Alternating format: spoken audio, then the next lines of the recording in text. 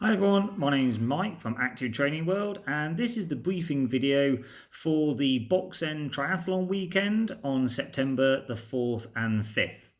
Now, we are super honoured to this weekend on the 4th and 5th to be hosting on Saturday the 4th.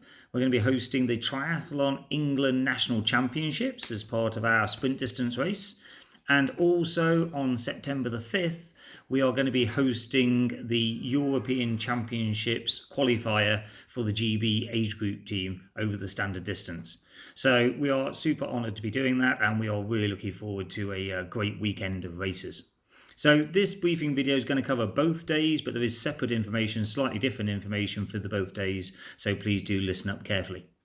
Okay, first off, on the Saturday, let's run you through the details for the Saturday. The registration, this is for the sprint distance race on Saturday the 4th. Registration is going to open at 6 a.m. in the morning. It will be open between 6 a.m. and 7:45. The start times on the Saturday are going to be 7:30 for the men and 8 a.m. for the women. Okay, so there's going to be two separate waves of starts, 7:30 for the men and 8 a.m. for the women.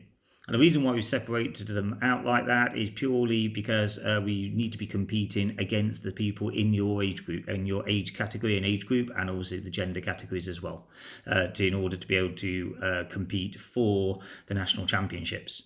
Now, we know that not everyone who is coming along is taking part in the national championships. Don't worry about it. There will be standards, all standards there competing, but obviously there will be some very high quality racing at the front as well. Okay, so car parking. When you arrive at the Box End Park, you will basically just follow instructions. There'll be signs up bringing you into the car park area. There'll be Active Training World car parking signs. And when you arrive, there will be car parking marshals directing you where to park. The registration will be fairly obvious. There'll be a large gazebo down by the transition area. It'll be very visible. Just ask a marshal if you're not too sure on where to go.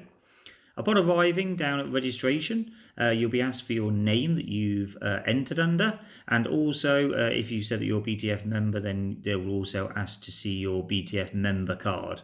Okay, if you can't produce your membership card or have it online, have it visible online as a proof, then you will be asked to pay the additional amount that is required for that BTF day membership to make sure that you're insured for the day.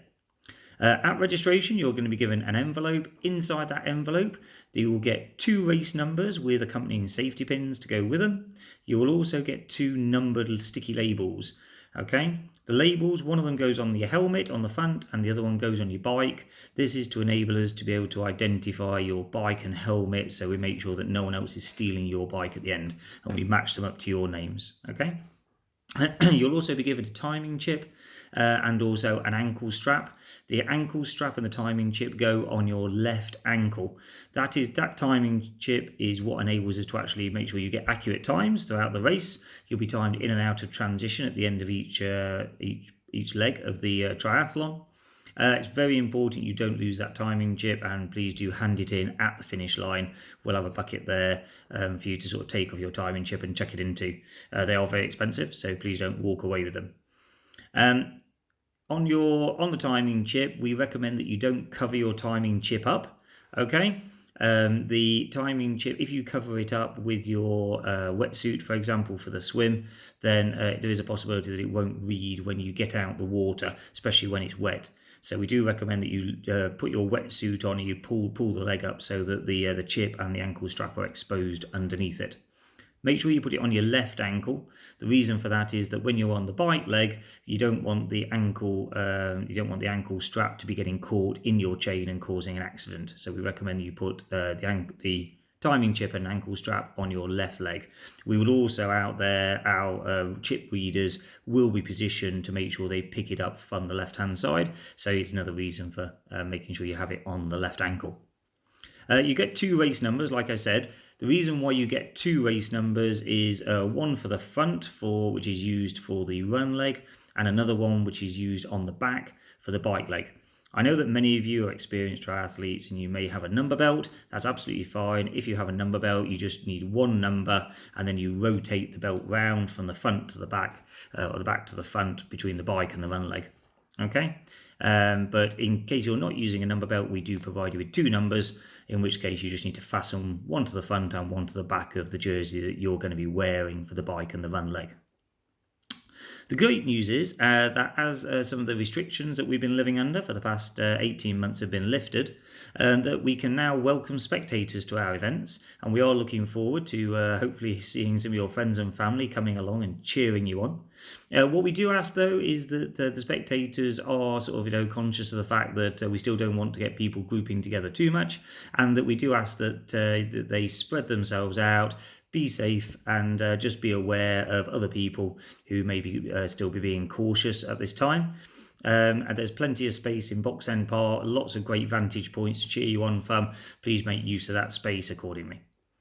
In turn, once you've got all of your things from registration, okay, so you picked up all of those, or your race number, your numbered labels, and your timing chip and ankle strap, we will then also be asking you to write your race number on the back of your left hand. We'll provide marker pens for you to do this. We'll also provide sanitizing gel at the marker pens so you can sanitize your hands after. The reason for that is that if in the case of an emergency in the water, we can identify you by your race number. Obviously, it's quite difficult to identify you if you're wearing a wetsuit. Everyone looks the same. After you've done all that, you're then going to go away, prepare your bike, prepare your numbers, etc. And then you're going to head over to the transition area to go and rack your bike. As you enter into the transition area, we will have marshals there asking you to show us the fact you've got your numbers on, the fact you've stuck them to your helmet and bike, etc. And we will also be asking you just to do a visual check of your bike. We may ask you to, for example, sort of demonstrate your brakes are working and that everything is safe. We'll also be looking for things like making sure that you've got plugs in the end of your bars to make sure that the handlebar tape isn't going to come flying off and cause an accident. And we'll also be potentially looking for loose chin straps on your helmet. So make sure your helmet is on when you approach the transition area, because we will be looking to make sure that there's a nice safe chin strap on there. As a general rule, you should be able to put 2 fingers inside the chin strap, no more than that, to make sure that it's an adequately safe helmet strap. Then you'll be going to rack your bike. When you rack your bike, you'll be looking for your numbered spot, which will correspond to your race number. At the racking point, you need to rack your bike by the saddle with the handlebars facing towards you. And obviously your helmet, your running shoes, bike shoes, etc. are to be left at that spot as well. You're not allowed to mark your spot in any way with any brightly coloured towels or balloons, and no excessive use of talcum powder. I know people like to use a bit of talcum powder in their shoes just to dry their feet off after the swim, but you're not allowed to excessively mark your area by spraying it around everywhere. Once you've done that, I highly recommend for those of you who are new to the sport that you have a good look around the transition area and familiarise yourself with how you are going to move from the swim in after the swim area, after you've done the swim leg, to your transition point, and then how to get from the transition point to where the bike out is, and also at the end of the bike leg, how you're going to find your transition point again at the bike in, and also how to get to the run out. So it's worthwhile just walking through that backwards and forwards to make sure that you're familiar with the routes to through the transition area.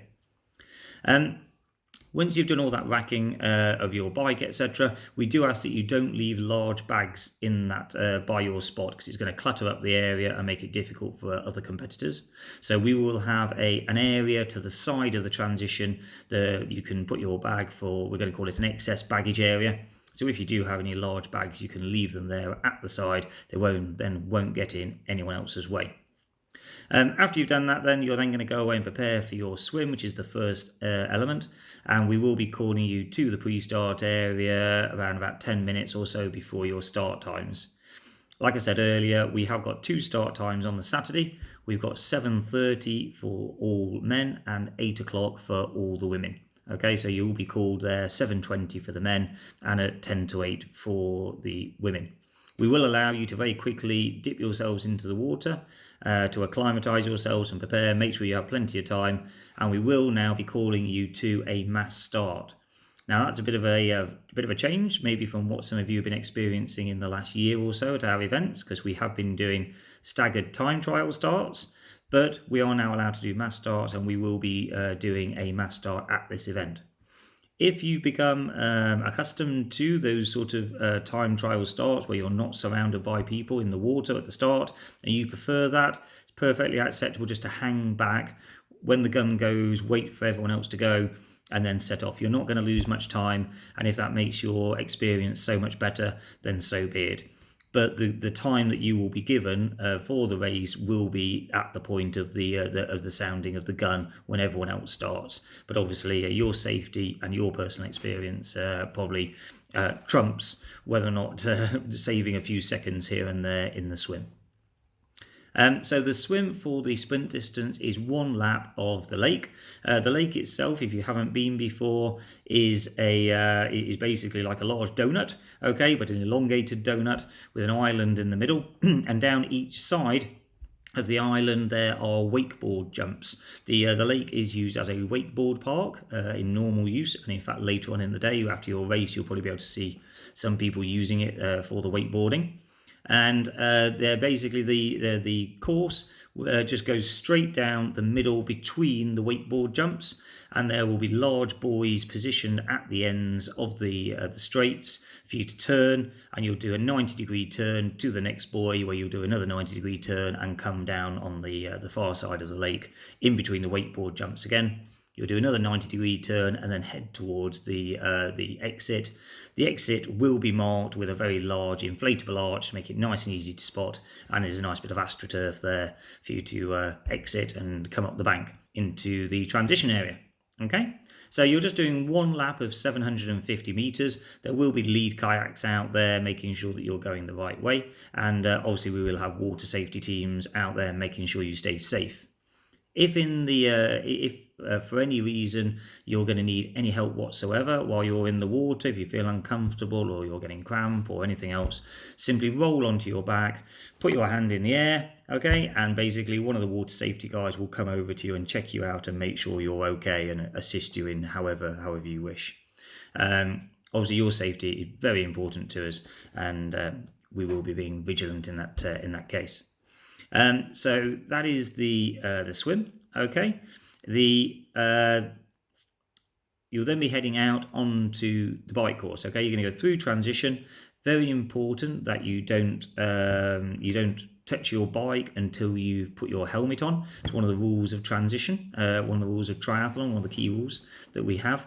Wetsuits. I was going to come on to that actually. I was going to mention wetsuits. There are British Triathlon rules. Feel free to look them up in on the British Triathlon website as to the wearing of wetsuits and whether or not they're allowed in these races. It's all dependent upon the water temperature and what the water temperature is on the morning of the race. Please don't ask us what the water temperature is going to be. Don't email into us because we don't know, and we won't know until literally the morning of the race, and we will put that up at registration to let you know what the water temperature is and whether or not wetsuits are allowed or are optional, or whether or not they're compulsory. Very unlikely for them to be compulsory because the water temperature has to be down in the low teens for that to happen. But it is possible that if we had a very, very hot, warm spell, then the water temperature could rise and actually make them not allowed.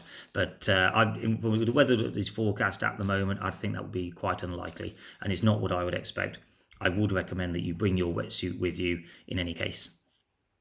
Okay, so after you've got out your wetsuit and you put your helmet on, you're then going to head out on your bike, and you're going to basically take your bike. You're not allowed to ride your bike while you're in the transition area, and in fact you're not allowed to ride your bike until you get to the mount line, which at Box End is all the way out on the road. Okay, so the mount line is actually the road itself.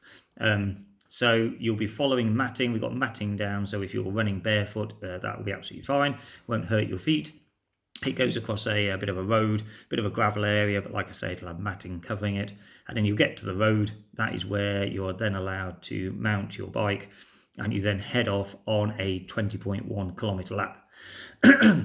Now, for those of you who have raced at Box End last year, we have got a new bike course. And we have used it a couple of times this year, and it's got very favourable feedback, and we're really looking forward to using it at the championships and qualifying races this weekend on the 4th, 5th. Just to let you know, on the sprint distance, there is one significant climb between 7 and 8 kilometres, so be aware of that. It's just after you turn off the main road, you take a slight dip down past a golf course, and then you've got about 1 kilometre of climbing, which you'll certainly you'll certainly want to be changing gear for. That's what I'm going to say. When you go over the top, you then a descent down to a T-junction where you turn right. At that T-junction, we are going to make it a mandatory foot down for everybody, as it can be a bit blind, that corner can, depending on the vegetation. Last time I was there, the vegetation on the hedgerows was quite lush, and it did make it quite difficult to see. So for everyone's safety, we are going to ask everyone to come to a complete stop and unclip one foot and put 1 foot down on the ground before you then set off. That way it makes it fair for everybody, and we don't want people taking unnecessary risks. If for any reason on the weekend of the event, we do see them at the moment, all of our events seem to be blighted with roadworks. I think a lot of councils have got a lot of money to spend because they seem to be out there putting roadworks, seem to be popping up left, right and centre. So if for any reason there is any late change to the bike course, it will be notified on the morning of the event. Obviously, it will all be well signposted and well marshalled. All the turn points and will be both marshalled and signposted to make sure that you go the right way. Okay. If you look at the final details, the planned routes are all in there, and also there are links to plotter route sites. So if you wish to download a GPX file for those of you who use GPS units, then you can do. But like I say, do be aware if there are any late changes, they won't be reflected in those files. Okay. Okay, so after you've done the bike, you're going to come back into transition. There will be a dismount line. You must get off your bike before you get to the dismount line, okay? And then you're going to run with your bike into transition, rack back where you were before, take off your helmet. Do not remove your helmet until after you've racked. And then you're going to put your trainers on and head off on the run course. Now, the run course is a 5 kilometre off-road run. I don't anticipate it being muddy. It's not been the kind of weather that will bring it to be muddy. It's more of like a footpath. If I was running it myself, I would wear a pair of trail shoes for it. I think that would be probably the fastest option, just to give yourself a little bit of grip. There are some hills. Half the course is really, I would say it's a course of two halves. There is a flat section round by the lake, and then there is also the other half of the course actually goes up into the hills behind the lake into a wooded area, and there is some sort of short ups and downs and descents, etc. in the woods. I personally, like I say, would wear a pair of trail shoes for it, but obviously it's a personal preference. It's down to you. I don't anticipate it being wet and muddy though for this event. After you've completed your 5K lap, then you're going to be coming round into the finish area, where hopefully you'll be receiving the rapturous applause of all the spectators, and you'll certainly be receiving a well-earned medal for the event. Okay, so that's all the details for the sprint race on the Saturday. We will also, bit of a change from what we have been doing recently, we will also be having a prize giving on the day when the winners have been in. And so that is a bit of a change, like I say, from what we have been doing recently, where prize givings haven't been allowed. So there will be a prize giving on the day soon after the winners have been all ratified, and we know that the results are accurate. Okay. It's just to clarify, the sprint race is a non-drafting race. Okay. So that means that there's a 10-metre draft zone in place. We will have moto officials out on the course from British Triathlon, just making sure everybody's complying with that 10-metre rule. If you're unsure about what that means, there is a link in the final details that takes you to the British Triathlon site, and it explains there what the drafting rules are, and sort of how to make sure that you comply with them. Obviously, it's down to the moto officials to be policing that out there, and they will be reporting to us any infringements and any penalties that we will have to put in place. Just one final thing to say, just while we just mentioned the word penalties. We don't want to be issuing any time penalties out there. We want everyone to have a nice smooth race. But there's one thing that has been, we've seen quite a lot of quite frequently, just recently, and that is of significant littering out on the course, in particular on the run course. Okay, now we know that some people like to take a gel with them, or maybe a bottle of water or whatever, but it's not acceptable to actually just throw that by the side of the path during the race. If you take a gel with you and you take the gel while you're out on the run, simply just put it inside your Lycra shorts or something, or just hold it in your hand, whatever you want to do. But it is not acceptable just to drop it on the ground at the path side. Anyone seen doing that, we will be reporting them to the technical official, and they will be being issued with a time penalty. Okay, that just about sums up everything for September the 4th, the Saturday. The only changes to that for the Sunday race, obviously it is on the Sunday, it is a standard distance race. So for the standard distance race, you will be doing a 1500 metre swim, a 40 kilometre bike ride, and then a 10k run. For the Sunday race, the registration will be opening at 5:30 in the morning. And the waves that will be going off, we will have 3 waves starting. The first wave will be at 7 a.m, and that is all women competitors will be going at 7 a.m. At 8 a.m, we will have all men aged 45 and over, and the age is what you are as at the 31st of December 2021. So at the end of the year, your age at the end of the year. And then at 9 o'clock, you will then have all men aged 44 and under going off. Okay, so we'll have 3 separate waves. All this information is in the final information, in the race info that's been sent to you. So please do just check that you make sure you know which wave that you are in. Like I say, registration does open at 5:30. The only thing that does change for the Sunday race, other than what I've already described, is the course itself. So you will be doing 2 laps of the of the swim. The start process will be exactly the same as I've described. It will be a mass start for everybody in each of the waves. We will allow you in the water 10 minutes before the start to acclimatise yourself and get yourself ready on the start line. If you don't wish to start on the start line and you wish to hold back slightly, then that's absolutely fine. But your time will start when the gun goes, along with everyone else. Okay. On the bike course, it is still just a single lap course that we are using. But it is a much longer lap. So obviously it's a 40 kilometre lap. It incorporates a great section along an A road where you get a really good chance to get down on your tri bars if you've got a time trial bike, and really pick up a lot of speed before then going off that into some more of a sort of like country road sort of section. So it's a real mixed bag, and we are expecting some excellent times, especially with this being an age group qualifying race for the European Championships. So yeah, we really hope that you do enjoy that bike leg. The good news for you is that it doesn't take in the climb that I mentioned for the sprint distance. That is reserved purely for our sprint distance competitors. The standard distance doesn't incorporate that tough climb that I mentioned. So you've got away with that. Equally, there is no foot down on your course either for the standard distance. Okay, the bike course, like I then mentioned, is just one complete lap and then goes into a little bit of a finish loop into the finish. Yet again, look in the final details. All the information is in there, including a map of the course, and there is also a link to the plotter route if you want to download a GPX file, or just look at it in more detail for that matter. In terms of the run course, the run course will be 2 laps of the same 5k that the sprint distance is doing. Okay, so it's all off-road, and it is yet again the same lap, but you're doing 2 laps round. You come round to the finish area, and you come within tantalisingly close before you then turn around and head off again on your second lap. Okay. Right, okay, well, as you can probably tell, my voice is just about to go, but I think that incorporates all the information that we have for you for this race. We really hope that you guys are going to have a great race. I hope your final preparations for it are going to go well, and we look forward to welcoming you to Box End on the 4th or the 5th, depending on which day you are racing. Yeah, we're hoping for some superb conditions and some superb racing to spectate at as well.